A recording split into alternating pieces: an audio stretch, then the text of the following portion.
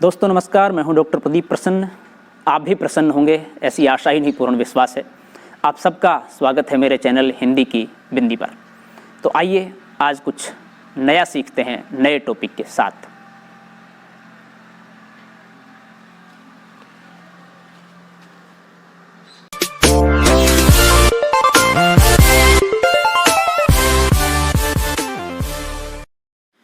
विद्यार्थियों, आज की वीडियो में बना रहे हैं रीतिकाल का इतिहास में पार्ट 8। अभी तक पार्ट 7 की वीडियो बन चुकी है और ये पार्ट 8 है। और इसमें भी प्रकरण 3 यानी कि रीतिकाल के अन्य कवि। रीतिकाल के बहुत सारे कवियों के बारे में हमने बताया है, लेकिन कुछ और शेष और विशेष कवि रह रहे हैं, उनकी चर्चा हम आगे की वीडियो में करेंगे। रीतिकाल का पूरा इतिहास हमने ये कवर किया है।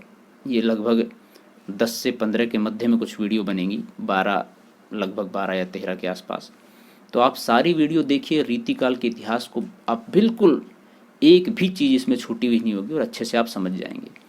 इसके अलावा रीतिकाल के जो प्रमुख 3 अंग हैं, रीतिबद्ध, रीतिमुक्त, रीतिसिद्ध, इनके प्रसिद्ध कवि, इनकी प्रतिनिधि रचनाएं, इन सब को लेकर के हम बहुत संक्षिप्त में वीडियो बनाएंगे, जिससे आपको आसानी से याद भी कर सकें और याद करने की, उनको समझने की ट्रिक भी बताएंगे।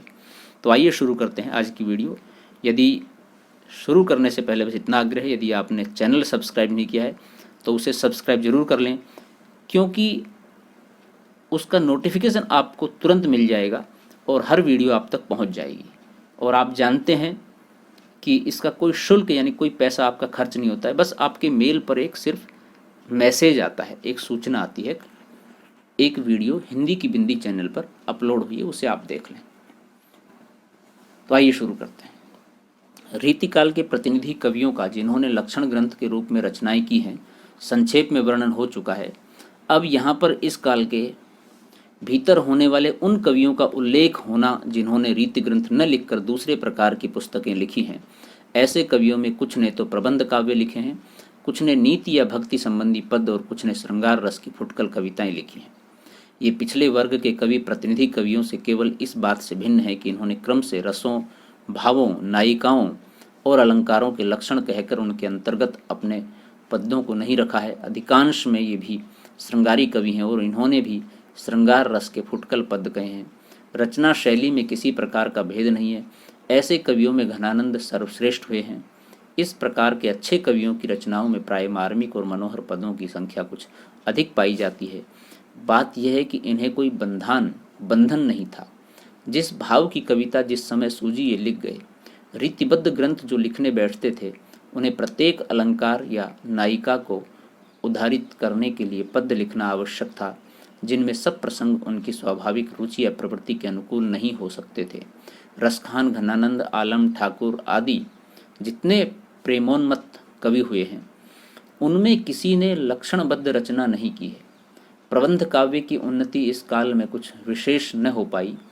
लिखे तो अनेक कथा प्रबंध गए, पर उनमें से 2 ही 4 में कविता का यथेष्ट आकर्षण पाया जाता है।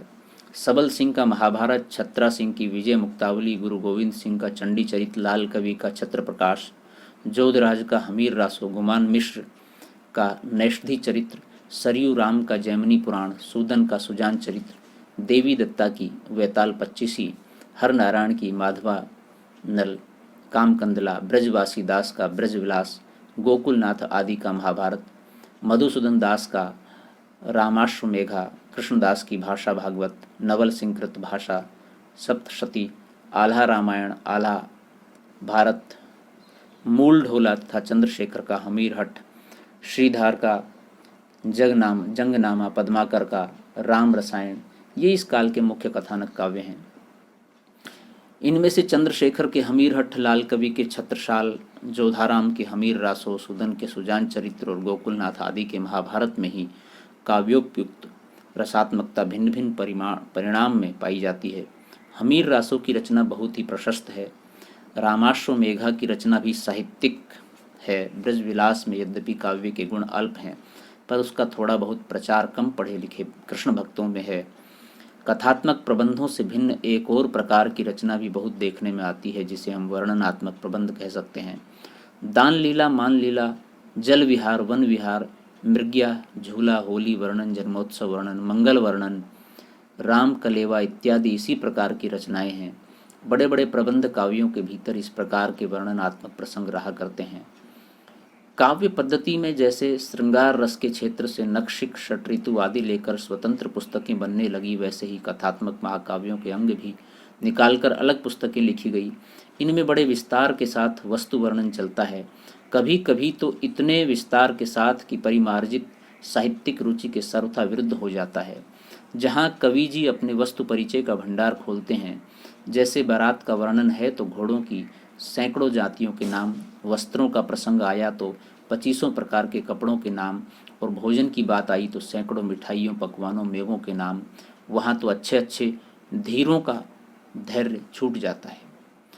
तो यहाँ पर तात्पर्य यह है, कविता में सिर्फ एक वर्ग को प्रभावित करना या लाभान्वित करना नहीं है, और कविता में सिर्फ शब्दों को जोड़ने की कला ही नहीं है, बल्कि बहुत सारे विषयों की जानकारी होनी चाहिए और उन्हें सही रूप से कहाँ प्रस्तुत करना है यह जानकारी भी होनी चाहिए। वह कविता का एक बड़ा आयाम है जिससे बड़े लोगों तक, यानी कि बहुत सारे लोगों तक पहुँच सकता है। चौथा वर्ग नीति के फुटकल पद कहने वालों का है। इनको हम कवि कहना ठीक नहीं समझते। इनके तथ्य कथन के ढंग में कभी कभी वाग वैदिग्ध्य रहता है, पर केवल वाग वैदिग्ध्य का मतलब वाणी का चमत्कार, कहने के अर्थ कुछ हो और कहा कुछ जा रहा हो। वाग वैदिग्ध्य के द्वारा काव्य की सृष्टि नहीं हो सकती। ये ठीक है कि कहीं कहीं ऐसे पद भी नीति की पुस्तकों में आ जाते हैं जिनमें कुछ मार्मिकता होती है, जो हृदय की अनुभूति से भी संबंध रखते हैं, पर उनकी संख्या बहुत ही अल्प होती है। अतः ऐसी रचना करने वालों को हम कवि न कहकर सूक्तिकार कहेंगे। रीतिकाल के भीतर वृंद, गिरधर, घाघ और बैताल अच्छे सूक्तिकार हुए हैं। पांचवा वर्ग ज्ञानोपदेशकों का है, जो ब्रह्म ज्ञान और वैराग्य की बातों को पद्य में कहते हैं। ये कभी कभी समझने के लिए उपमा, रूपक आदि का उपयोग या प्रयोग कर देते हैं, पर समझाने के लिए ही करते हैं, रसात्मक प्रभाव उत्पन्न करने के लिए नहीं। इनका उद्देश्य अधिकतर बौद्ध वृत्ति जागृत करने का रहता है, ज्ञान जागृत करने का, मनोविकार उत्पन्न करने का नहीं। ऐसे ग्रंथकारों को हम केवल पद्यकार कहेंगे। हाँ, इनमें जो भावुक और प्रतिभा संपन्न हैं, जो अन्योक्ति आदि का सहारा लेकर भगवत प्रेम, संसार के प्रति विरक्ति, करुणा आदि उत्पन्न करने में समर्थ हुए हैं, वे अवश्य ही कवि क्या उच्च कोटि के कवि कहे जा सकते हैं।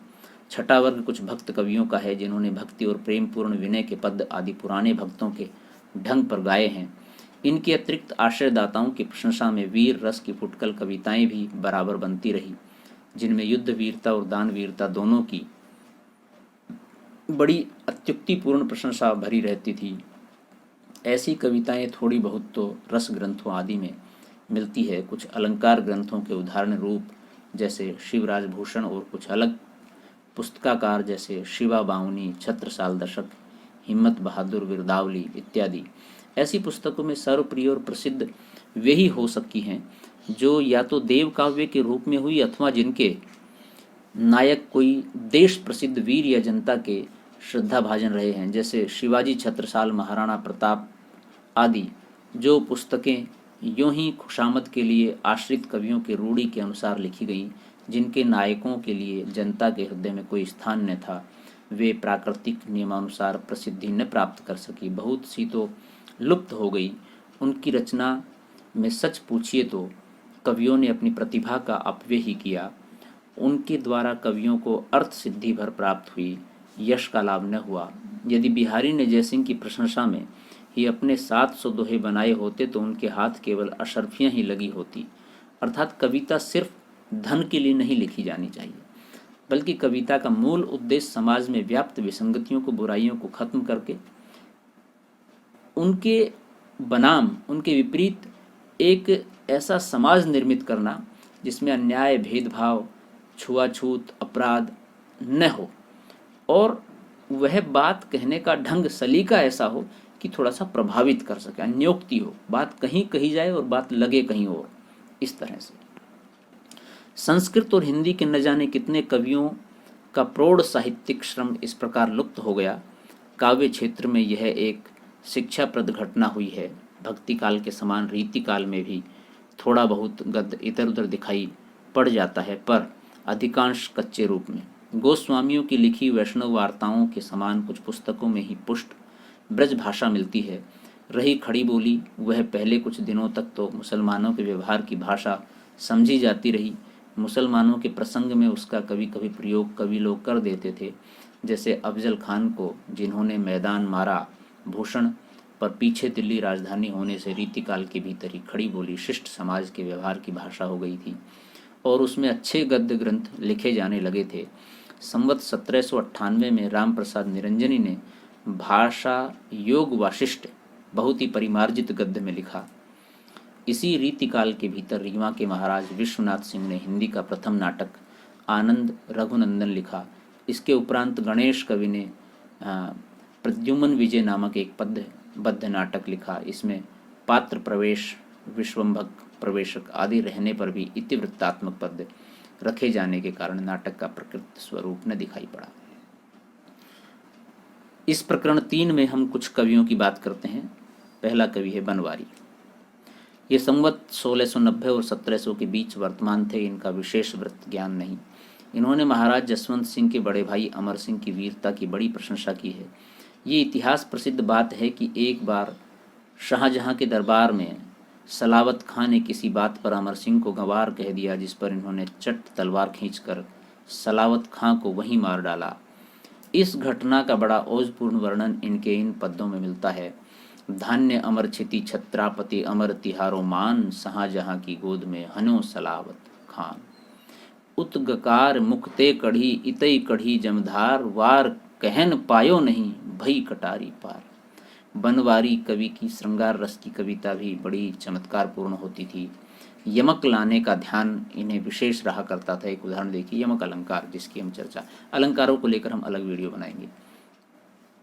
नेह भर साने तेरे नेह बरसाने देखी, यह बरसाने बर मुरली बजावेंगे। साजु लाल सारी लाल कर लाल सारी देखी, बिक लाल सारी लाल देखी सुख पावेंगे।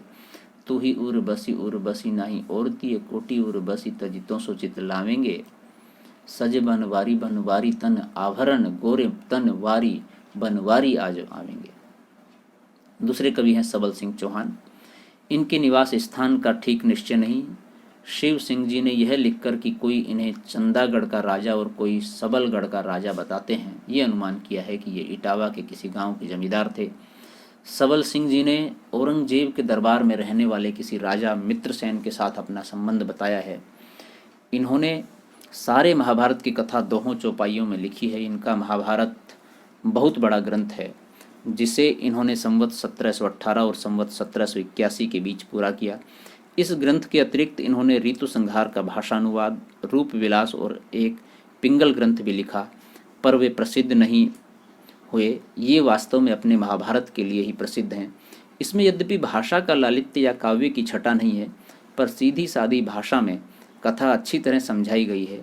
रचना का ढंग नीचे के अवतरण से विदित होगा। अभिमनु धाई खड़ग परिहारे, भूरि श्रवा बाण 10 छांटे, 3 बाण सारथी उर मारे। सारथी जूझी गिरे मैदाना, यही अंतर सेना सब धाई, रथ को खींचे कुंवर कर लीन्हे। अभिमनु कोपि खंभ पर हारे, अर्जुन सुत इत इमि मार किए, महावीर प्रचंड, रूप भयानक देखियत जिमि जम लीन्हे दंड। अगले कवि हैं वृंद।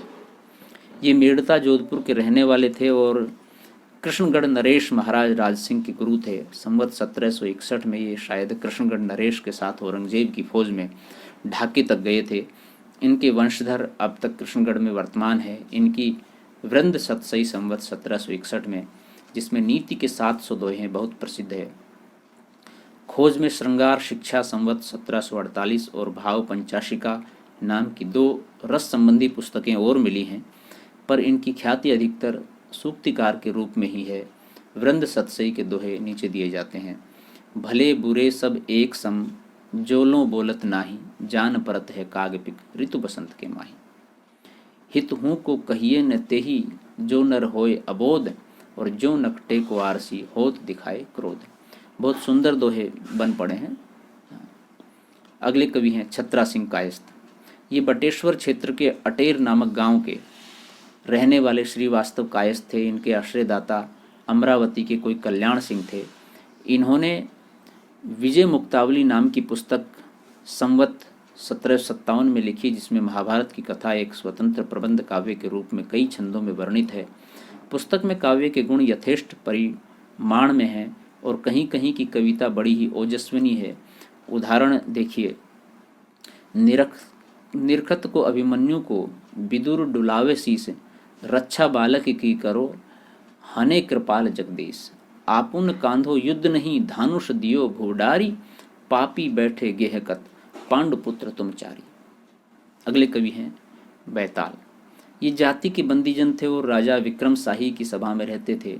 यदि ये विक्रम सिंह चरखारी वाले प्रसिद्ध विक्रम शाही हैं, जिन्होंने विक्रम सत्सी आदि कई ग्रंथ लिखे हैं और जो खुमान प्रताप कई कवियों के आश्रयदाता थे, तो बैताल का समय संवत 1839 और 1886 के बीच मानना पड़ेगा। पर शिव सिंह सरोज में इनका जन्म काल संवत 1734 लिखा गया है। बैताल ने गिरधर राय के समान नीति की कुंडलियों की रचना की है और प्रत्येक कुंडलियां विक्रम को संबोधन करके कही गई हैं। इन्होंने लौकिक व्यवहार संबंधी अनेक विषयों पर सीधे साधे पर जोरदार पद कहे हैं। गिरधर राय के समान इन्होंने भी वाक चातुर्य या उपमा रूपक आदि लाने का प्रयत्न नहीं किया है। बिल्कुल सीधी सादी बात ज्यों की त्यों छंदोबद्ध कर दी गई है, फिर भी कथन के ढंग में अनूठापन है। एक कुंडली नीचे दी जाती है। मरई बैल घरियार मरई वह अड़ियल टट्टू, मरई कर कसा नारी मरई वह खसम निखट्टू। बामन सो मर जाय हाथ लई मदिरा प्यावई, पूत वही मर जाए जो कुल में दाग लगावई। अरु बनियाव राजा मरे तबई नींद भर सोई, बैताल कहे विक्रम सुनो एत मरे ने रोई। कितनी अच्छी कुंडली है। अगले कवि हैं आलम। ये जाति के ब्राह्मण थे, पर शेख नाम की रंगरेजनी के प्रेम में फंसकर पीछे से मुसलमान हो गए और उसके साथ विवाह करके रहने लगे। आलम को शेख से जहान नामक एक पुत्र भी हुआ। ये औरंगजेब के दूसरे बेटे मुअज्जम के आश्रय में रहते थे, जो पीछे बहादुर शाह के नाम से गद्दी पर बैठा। अतः आलम का कविता काल संवत 1740 से संवत 1760 तक माना जा सकता है। इनकी कविताओं का एक संग्रह आलम केली के नाम से निकला है। इस पुस्तक में आए पद्यों के अतिरिक्त इनके और बहुत से सुंदर और उत्कृष्ट पद्य ग्रंथों में संग्रहित मिलते हैं और लोगों के मुंह से सुने जाते हैं। शेख रंगरेजनी भी अच्छी कविता करती थी। आलम के साथ प्रेम होने की विचित्र कथा प्रसिद्ध है। कहते हैं कि आलम ने एक बार उसे पगड़ी रंगने को दी, जिसकी खूंट में भूल से कागज़ का एक चिट्ट बंधा चला गया। उस चिट्ट में दोहे की यह आधी पंक्ति लिखी थी, कनक छरी सी कामनी काहे को कटि छीन। शेख ने दोहा इस तरह पूरा करके कटी को कंचन कटि विधि कुचन मध्य धरी दी।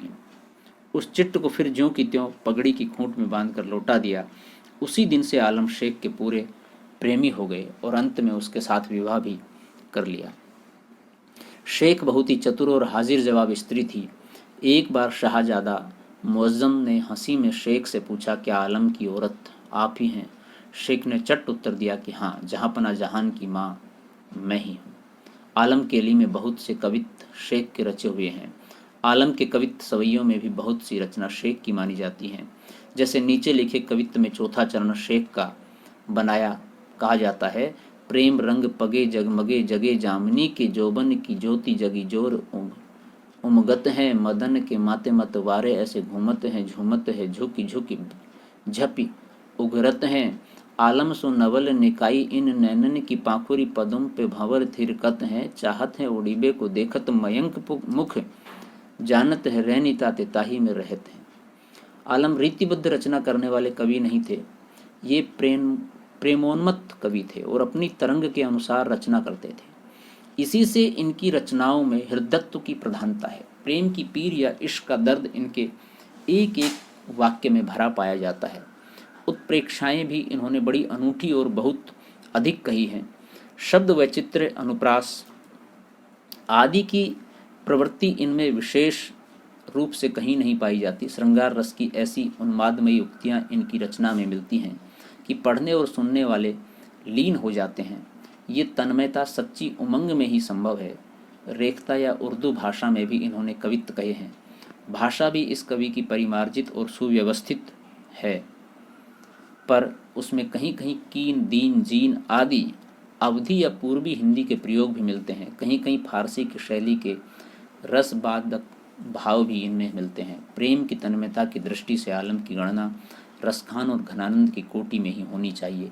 इनकी कविता के कुछ नमूने नीचे दिए जाते हैं।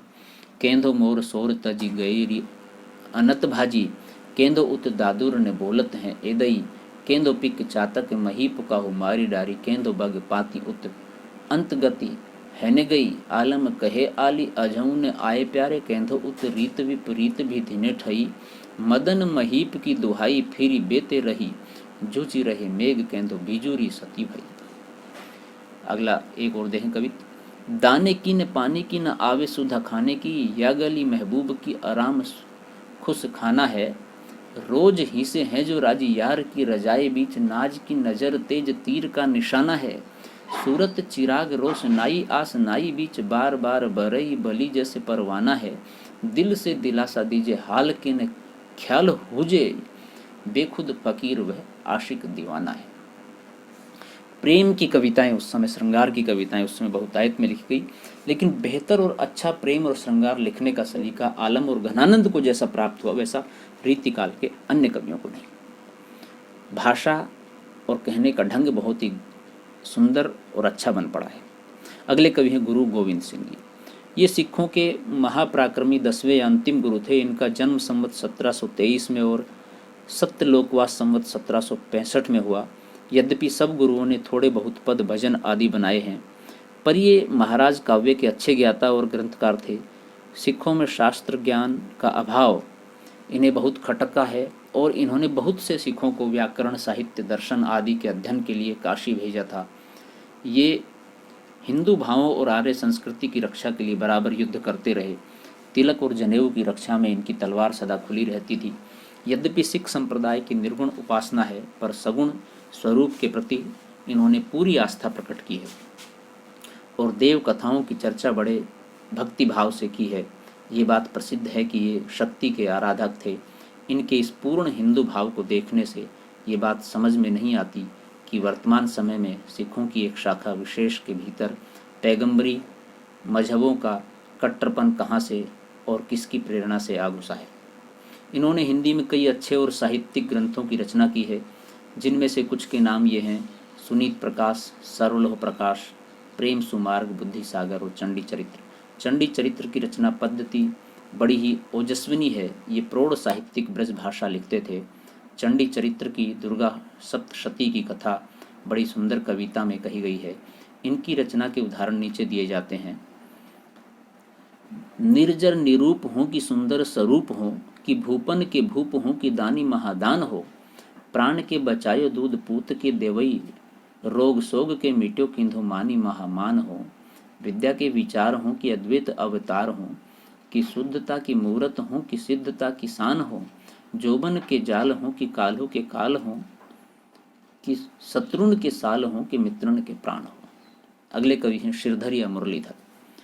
ये प्रयाग के रहने वाले थे। इन्होंने कई पुस्तकें लिखी और बहुत सी फुटकल कविता बनाई। संगीत की पुस्तक नायिका भेद, जैन मुनियों के चरित्र, कृष्ण लीला के फुटकल पद, चित्रकाव्य इत्यादि के अतिरिक्त इन्होंने जंगनामा नामक ऐतिहासिक प्रबंध काव्य लिखा, जिसमें फर्रुख सियर और जहांदार शाह के युद्ध का वर्णन है। यह ग्रंथ काशी नरेश प्रचारणी सभा द्वारा प्रकाशित हो चुका है।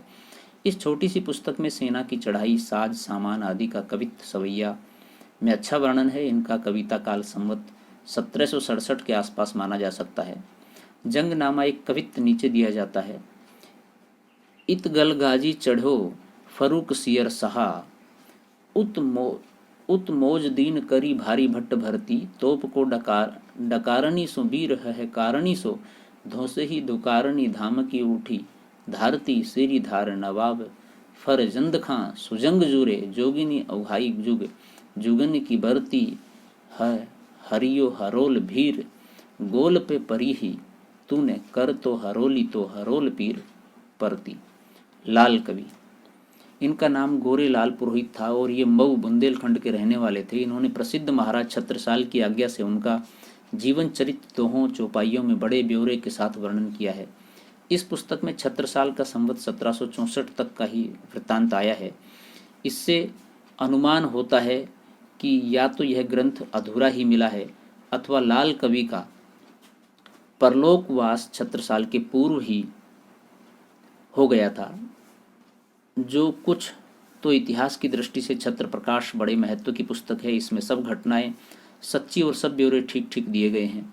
इसमें वर्णित घटनाएं और संवत आदि ऐतिहासिक खोज के अनुसार बिल्कुल ठीक हैं। यहाँ तक कि जिस युद्ध में छत्रसाल को भागना पड़ा है उसका भी स्पष्ट उल्लेख किया गया है। यह ग्रंथ नागरी प्रचारणी सभा द्वारा प्रकाशित हो चुका है। ग्रंथ की रचना प्रौढ़ और काव्य गुण युक्त है।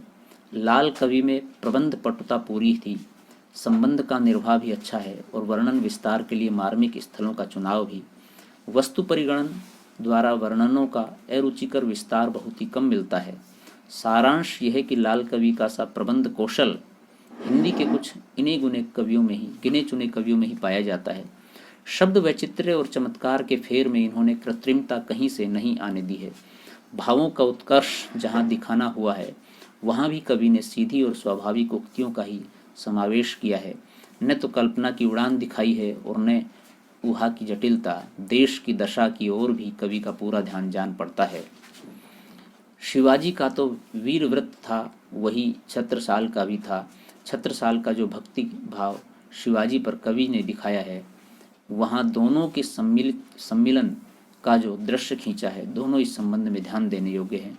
छत्र प्रकाश में लाल कवि ने बुंदेल वंश की उत्पत्ति, चंपत राय के विजय वृतांत, उनके उद्योग और पराक्रम, चंपत राय के अंतिम दिनों में उनके राज्य का उद्धार, फिर क्रमशः विजय पर विजय प्राप्त करते हुए मुगलों का नाकोदम करना इत्यादि बातों का विस्तार से वर्णन किया है। काव्य और इतिहास दोनों की दृष्टि से यह ग्रंथ हिंदी में अपने ढंग का अनूठा है। लाल कवि का एक और ग्रंथ विष्णु विलास है, जिसमें 12वें छंद में नायिका का भेद कहा गया है, पर इस कवि की कीर्ति का स्तंभ छत्र प्रकाश ही है। छत्र प्रकाश से नीचे कुछ पद उद्धृत किए जाते हैं। लखत पुरुष लक्षण सब जाने, सत कवि कवित सुनत रस पागे, छत्रसाल हाड़ा तह आयो भयो, हरोल बजाए नगारो, दोरी देश मुगलन के मारो, एक आन शिवराज निबाही, 8 पातशाही झकझोरे। अगले कवि घनानंद।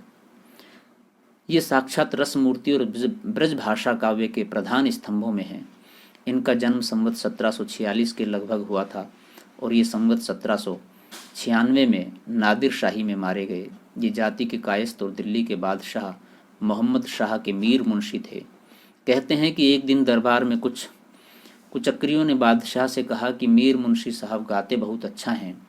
बादशाह से इन्होंने बहुत टालम टोल किया। इस पर लोगों ने कहा कि ये इस तरह नहीं गाएंगे, यदि इनकी प्रेमिका सुजान नाम की वेश्या कहे तब गाएंगे। वेश्या बुलाई गई। इन्होंने उसकी ओर मुंह और बादशाह की ओर पीठ करके ऐसा गाना गाया कि सब लोग तन्मय हो गए। बादशाह इनके गाने पर जितना खुश हुआ उतना ही बेअदबी पर नाराज भी। उसने इन्हें शहर से निकाल दिया। जब ये चलने लगे तब सुजान से भी साथ चलने को कहा, पर वह न गई।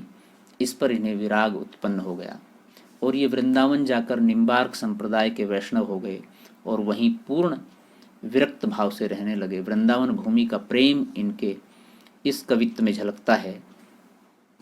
गुरनी बतायो राधा मोहन हो गायो सदा, सुखद सुहायो वृंदावन गाढ़े गहीरे, अद्भुत अभूत अब मही मंडन परे ते परे, जीवन को लाहू हाहा क्यों ने ताही लहिरे, आनंद को घन छायो रहत निरंतर ही, सरस सुदेश सो पपिहा पन बहिरे, जमुना के तीर के लिए कोलाहल भीर, ऐसी पावन पुलिन पे पतित परी रही रे।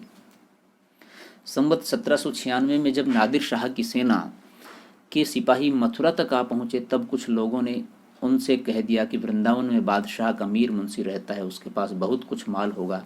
सिपाहियों ने इन्हें आ घेरा और जर जर जर अर्थात धन धन धन लाओ चिल्लाने लगे। घनानंद जी ने शब्द को उलटकर रज रज रज कहकर 3 मुट्ठी वृंदावन की धूल उन पर फेंक दी। उनके पास सिवा इसके और था भी क्या। सैनिकों ने क्रोध में आकर इनका हाथ काट डाला। कहते हैं कि मरते समय इन्होंने अपने रक्त से यह कविता लिखा था कि घनानंद जी के इतने ग्रंथों का पता लगता है, सुजान सागर, विरह लीला, कोक सागर, रस, केलीवली और कृपाकंद। इसके अतिरिक्त इनके कवित्त सवैयों के फुटकल संग्रह 150 से लेकर 125-400 कवितों तक मिलते हैं। कृष्ण भक्ति संबंधी इनका एक बहुत बड़ा ग्रंथ छत्रापुर के राज पुस्तकालय में है, जिसमें प्रिया प्रसाद, ब्रज व्यवहार, वियोग वेली, कृपा निबंध, गिरिगाथा, भावना प्रकाश, गोकुल विनोद, धाम चमत्कार, कृष्ण कौमुदी, नाम माधुरी, वृंदावन मुद्रा, प्रेम पत्रिका, रस बसंत इत्यादि अनेक विषय वर्णित हैं। इनकी विरह लीला ब्रजभाषा में पर फारसी के छंद में है। इनकी सी विशुद्ध सरस और शक्तिशालिनी ब्रजभाषा लिखने में और कोई कवि समर्थ नहीं हुआ। विशुद्धता के साथ प्रौढ़ता और माधुर्य भी अपूर्व ही है। विप्रलंब श्रृंगार भी अधिकतर इन्होंने लिखा है। ये वियोग श्रृंगार के प्रधान मुक्तक कवि हैं। प्रेम की पीर ही को लेकर इनकी वाणी का प्रादुर्भाव हुआ। प्रेम मार्ग का ऐसा प्रवीण और धीर पथिक तथा जमादानी का ऐसा दावा रखने वाला ब्रजभाषा का दूसरा कवि नहीं हुआ। अतः इनके संबंध में निम्नलिखित उक्ति बहुत ही संगत है। नेहि महाब्रज भाषा प्रवीण और सुंदर ताहु के भेद को जानई, योग वियोग की रीति में कोविद भावना भेद स्वरूप को ठानई, चाह के रंग में भीजो हियो बिछुरे मिल प्रीतम शांति न मानई, भाषा प्रवीण सुछंद सदा रहे सोघन जू के कविता बखानई। इन्होंने अपनी कविताओं में बराबर सुजान को संबोधन किया है, जो श्रृंगार में नायक के लिए और भक्ति भाव में भगवान कृष्ण के लिए प्रयुक्त मानना चाहिए। कहते हैं कि इन्हें अपनी पूर्व प्रेयसी सुजान का नाम इतना प्रिय था कि विरक्त होने पर भी उन्होंने उसे नहीं छोड़ा। यद्यपि अपने पिछले जीवन में घनानंद विरक्त भक्त के रूप में वृंदावन जा रहे, पर इनकी अधिकांश कविता भक्तिभाव की कोटि में नहीं आएंगी, श्रृंगार की ही कही जाएंगी। वास्तव में प्रेम जो है वो यही है कि आप जिससे प्रेम करते हैं उसकी देह से प्रेम नहीं, उसके व्यक्तित्व से, उसकी सोच से, उसके विचार से प्रेम है। तो यदि प्रेम में वह प्रेमी छूट भी जाए तो भी उसका नाम, उसका कार्य, उसका व्यवहार आपके साथ में रहता है। यही एक तरह से लौकिक के बजाय अलौकिक प्रेम की ओर ले जाता है। तो घनानंद की कविताओं में वही सुजान नामक प्रेम के प्रति झलकता है। सुजान हालांकि कृष्ण को भी कहते हैं, ईश्वर का नाम भी है। लौकिक प्रेम की दीक्षा पाकर ही ये पीछे भगवत प्रेम में लीन हुए। कविता इनकी भाव पक्ष प्रधान है। कोरे विभाव पक्ष का चित्रण इनमें कम मिलता है। जहाँ रूप छटा का वर्णन इन्होंने किया भी है, वहाँ उसके प्रभाव का ही वर्णन मुख्य है। इनकी वाणी की प्रवृत्ति अंतर्वृत्ति निरूपण की ओर ही विशेष रहने के कारण बाह्यार्थ निरूपक रचना कम मिलती है। होली के उत्सव मार्ग में नायक नायिका की भेंट उनकी स्मरणीय चेष्टाओं आदि के वर्णन के रूप में ही वह पाई जाती है। संयोग का भी कहीं कहीं बाह्य वर्णन मिलता है, पर उसमें भी प्रधानता बाहरी व्यापारों की ओर की चेष्टाओं की नहीं है, हृदय के उल्लास और लीनता की ही है। प्रेम दशा की व्यंजना ही इनका अपना क्षेत्र है। प्रेम की गूढ़ अंतरदशा का उद्घाटन जैसा इनमें है, वैसा हिंदी के अन्य श्रृंगारी कवि में नहीं। इस दशा का पहला स्वरूप है हृदय या प्रेम का आधिपत्य और बुद्धि का अधीन पद। जैसा कि घनानंद ने कहा है, रीज सुझान सच्ची पटरानी, बची बुद्धि बापूरी हवे करी दासी। प्रेमियों की मनोवृत्ति इस प्रकार की होती है कि वे प्रिय की कोई साधारण चेष्टा भी देखकर उसका अपनी ओर झुकाव मान लिया करते हैं और फूले फिरते हैं। इसका कैसा सुंदर आभास कवि ने नायिका के इस वचन द्वारा किया है, जो मन को संबोधन करके कहा गया है। रुचि के वे राजा जान प्यारे हैं आनंद घन, होत कहाँ हेरे रंग मानी लीनो मेल सो। कवियों की इसी अंतर्दृष्टि की ओर लक्ष्य करके एक प्रसिद्ध मनमस्त वेता ने कहा है कि भावों या मनोविकारों के स्वरूप परिचय के लिए कवियों की वाणी का अनुशीलन जितना उपयोगी है, उतना मनोविज्ञानियों के निरूपण का नहीं। प्रेम की अनिर्वचनीयता का आभास घनानंद ने विरोधाभासों के द्वारा किया है। उनके विरोध मूलक वैचित्र्य की प्रवृत्ति का कारण यही समझना चाहिए। यद्यपि उन्होंने संयोग और वियोग दोनों पक्षों को लिया है, पर वियोग की अंतरदशाओं की ओर दृष्टि अधिक है। इसी से इनके वियोग संबंधी पद प्रसिद्ध हैं। वियोग वर्णन भी अधिकतर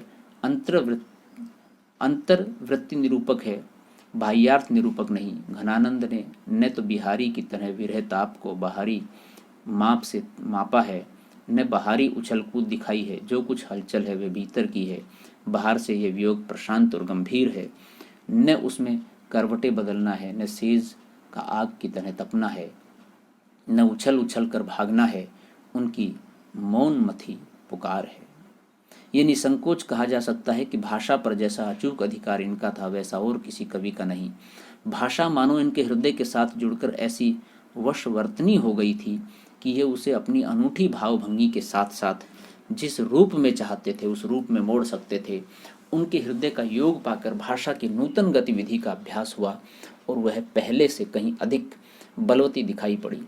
जब आवश्यकता होती थी तब ये उसे बंधी प्रणाली पर से हटाकर अपनी नई प्रणाली पर ले जाते थे। भाषा की पूर्व अर्जित शक्ति से ही काम ने चलाकर इन्होंने उसे अपनी ओर से नई शक्ति प्रदान की है। घनानंद जी उन विरले कवियों में हैं जो भाषा की व्यंजकता बढ़ाते हैं। अपनी भावनाओं के अनूठे रूप रंग की व्यंजना के लिए भाषा का ऐसा बेधड़क प्रयोग करने वाला हिंदी के पुराने कवियों में दूसरा नहीं हुआ। भाषा के लक्षक और व्यंजक बल की सीमा कहाँ तक है, इनकी पूरी परख इन्हीं को थी। लक्षणा का विस्तृत मैदान खुला रहने पर भी हिंदी कवियों ने उसके भीतर बहुत ही कम पैर बढ़ाया। एक घनानंद ही ऐसे कवि हुए हैं जिन्होंने इस क्षेत्र में अच्छी दौड़ लगाई। लाक्षणिक मूर्तिमत्ता और प्रयोग व चित्र की जो छटा इनमें दिखाई पड़ती है, खेद है कि वह फिर पौने 200 वर्ष पीछे जाकर आधुनिक काल के उत्तरार्ध में अर्थात वर्तमान काल की नूतन काव्यधारा में ही अभिव्यंजनावाद के प्रभाव से कुछ विदेशी रंग लिए प्रकट हुई। तो कहने का तात्पर्य है, घनानंद के पास जो भाषा थी, जो शब्दावली थी, वह उस समय के कवियों में बिल्कुल नगण्य थी। तो भाषा का प्रयोग करके कविता को इतना जीवंत और मूर्तिवान बना देना कि वह कविता कविता न लग के साक्षात जैसे कोई विशेष कोई प्रेम करने वाली मूर्ति हो या विशेष आराध्य करने वाला कोई देव हो, वह सामने हो, ऐसा जब प्रतीत हो जाए तो कविता निश्चित रूप से लौकिक से अलौकिक की ओर ले जाने का प्रयास करती है। तो यही घनानंद ने बड़ा काम किया। घनानंद का प्रयोग वैचित्र दिखाने के लिए कुछ पंक्तियां नीचे उद्धृत की जाती हैं। अरसानी गही वे बानी कछु सरसानी सो आनी निहोरत है, हवे हैं सो उघरी घाम उघरी आनंद घन सुरस बरसी लाल देखियो हरि हमें, कहिए सु कहा अब मौन भली नहीं खोवते जो हमें पावते जो हमें हमारा हृदय।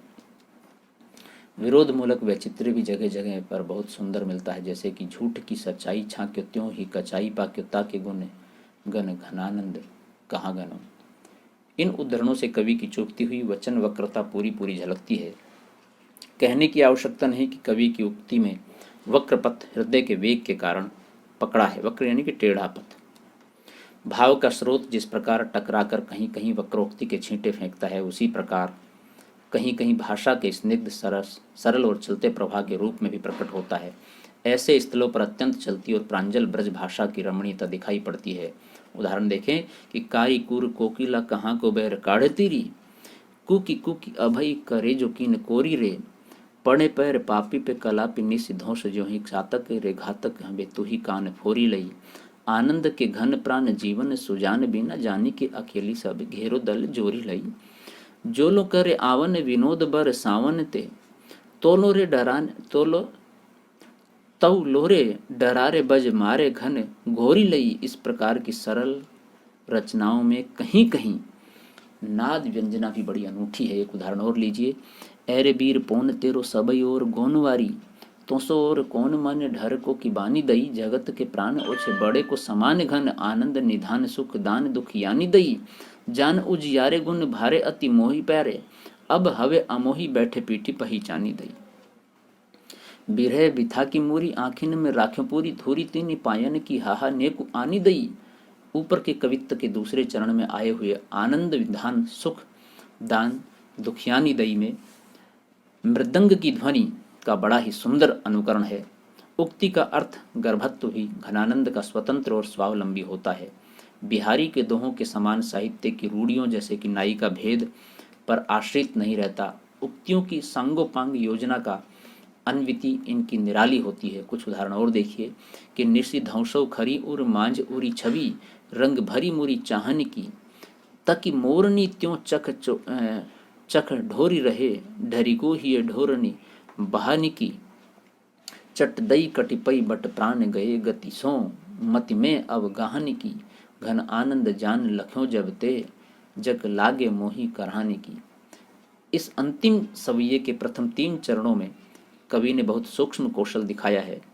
मुरी चाहनी और तकी मोरनी से यह व्यक्त किया गया है कि एक बार नायक ने नायिका की ओर मुड़कर देखा, फिर देखकर मुड़ गए और अपना रास्ता पकड़ा।